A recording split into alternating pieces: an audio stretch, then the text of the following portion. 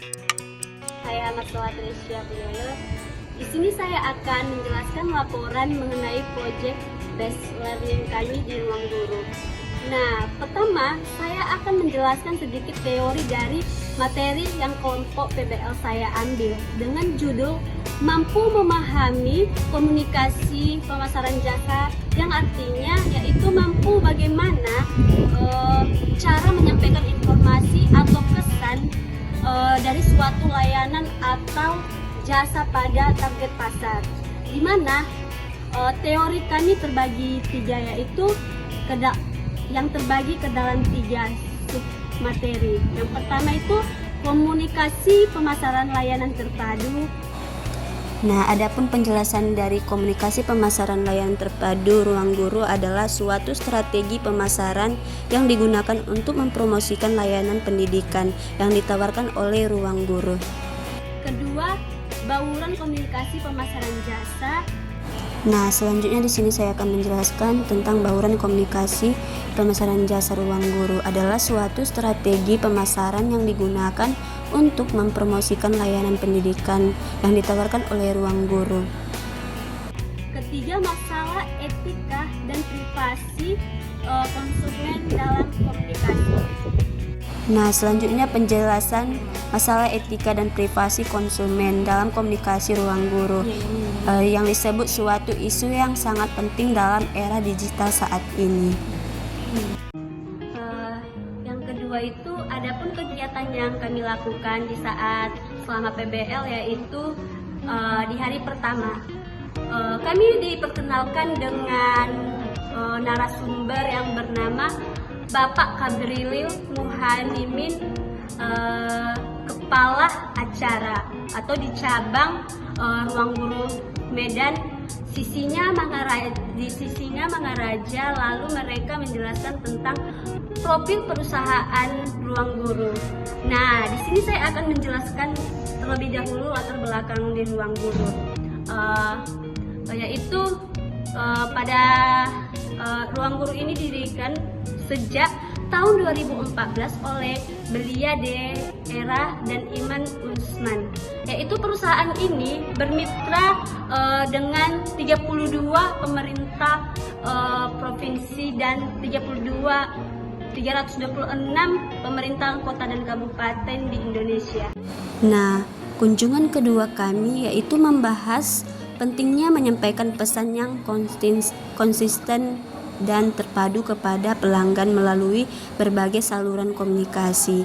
Nah, poin pertanyaan yang kami ajukan yaitu menentukan audience target. Nah, itu audience target itu dimulai dari umur 10 sampai 23 tahun, yaitu anak SMP, SMA, mahasiswa dan kedinasan. Nah, selanjutnya kami mengajukan pertanyaan menetapkan tujuan komunikasi layanan. Nah, di sini Ruang Guru itu menjelaskan cara menetapkan komunikasi layanan. Di pelanggan itu sangat merasa puas ketika lulus PTN, dan itu terbagi dua, yaitu yang pertama gali kebutuhan atau needs, dan yang kedua itu melayani dan memenuhi kebutuhan dengan baik. Nah, pertanyaan ketiga itu ada mengembangkan pesan layanan yang efektif, di mana ada dua. Yang pertama itu digital marketing, contohnya itu Instagram dan YouTube. Dan selanjutnya marketing konvensional. Konvensional di Ruang Guru dapat diartikan sebagai pendekatan tradisional atau konvensional dalam menggunakan platform Ruang Guru sebagai sarana belajar. Kunjungan ketiga kami itu topik pembahasannya itu menjelaskan berbagai elemen dalam bauran komunikasi pemasaran jasa.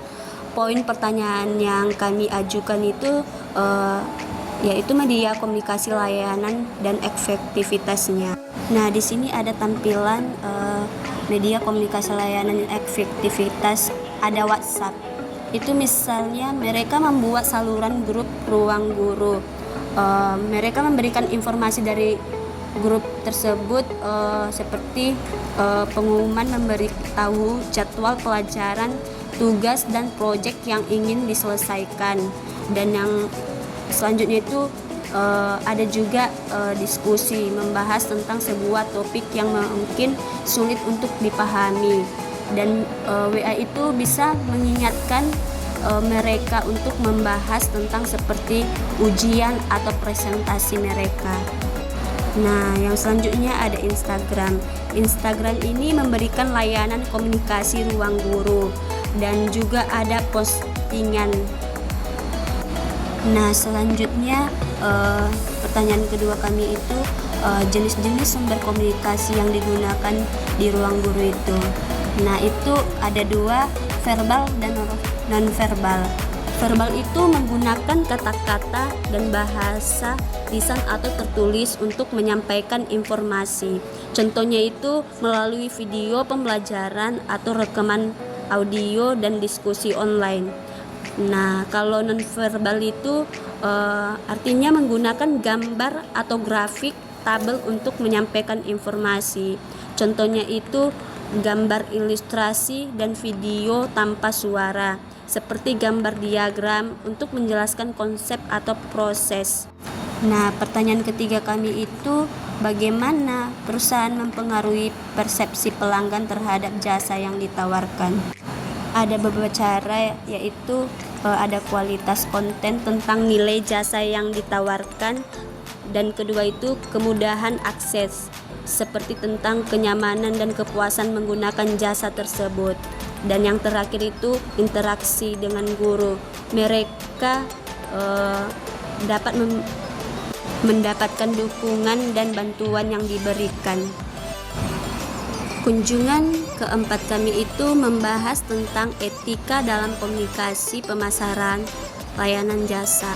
Nah, adapun kunjungan keempat kami itu topik etika pengelolaan data privasi konsumen. Nah, di sini menjelaskan kualitas konten. Konten berkualitas di ruang guru itu menyediakan konten pendidikan yang menyeluruh dan terdiferensiasi antara jenjang dan bidang. Nah, selanjutnya ada transparansi.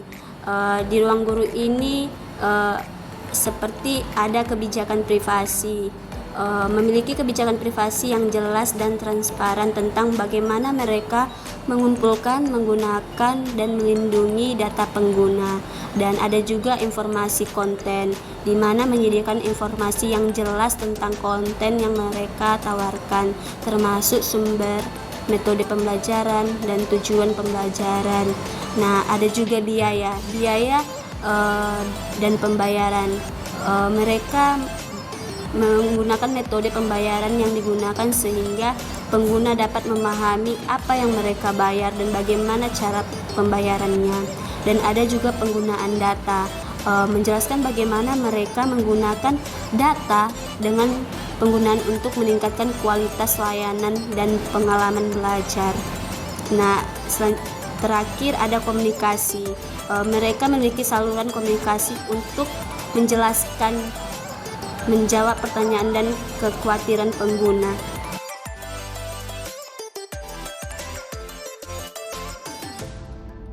Selanjutnya, aksesibilitas ruang guru, yang seperti akses platform, yaitu melalui berbagai perangkat seperti komputer, tablet, dan smartphone, sehingga pengguna dapat belajar kapan saja dan di mana saja.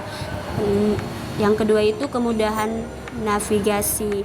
Ruang guru memiliki antarmuka yang user-friendly dan mudah dinavigasi, sehingga pengguna dapat dengan mudah menemukan materi pembelajaran dan fitur yang mereka butuhkan. Nah, selanjutnya itu fitur aksesibilitas. Menyediakan fitur aksesibilitas seperti pengaturan font dan warna untuk membantu penggunaan dengan kebutuhan khusus. Nah, yang terakhir itu ada dukungan teknis. Ruang guru ini memiliki tim dukungan teknis. Adapun alasan kelompok kami memilih ruang guru sebagai tempat PBL adalah karena ruang guru sangat berhubungan dengan judul materi kami, dan pihak ruang guru juga telah sepakat untuk memperbolehkan kami melakukan PBL di sana. Saran dan kontribusi saya terhadap ruang guru, saya ingin menyarankan agar ruang guru menambahkan fitur diskusi interaktif langsung pada setiap sesi kelas online seperti ruang obrolan khusus atau forum mini yang bisa diakses sebelum dan sesudah kelas. Sekian dari hasil penjelasan saya. Terima kasih.